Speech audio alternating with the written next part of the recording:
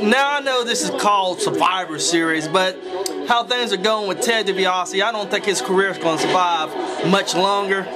And Maurice, holla at me anytime you want to, baby.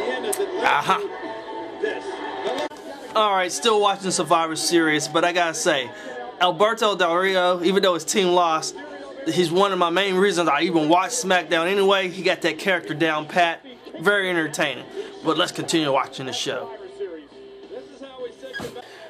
Alright, so I just noticed that freaking Edge had a terrible ending to his match where he thought he won. But you know what?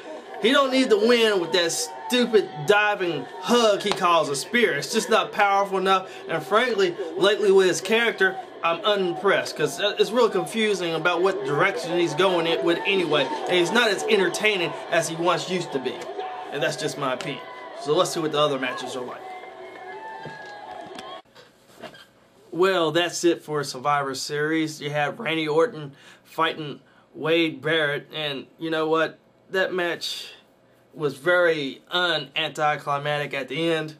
Of course, Wade Barrett loses the match, and therefore John Cena loses his job.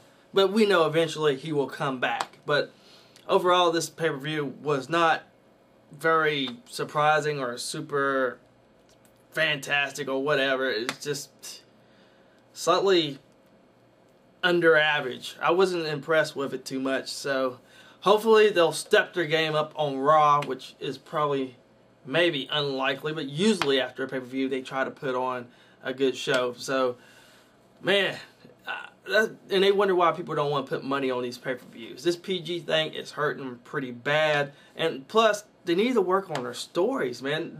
Like, it's hard for us as fans to get worried about these matches when there's not enough well-developed tension between these characters. And WWE needs to get back to those roots. But anyway, I'm done. Y'all take it easy.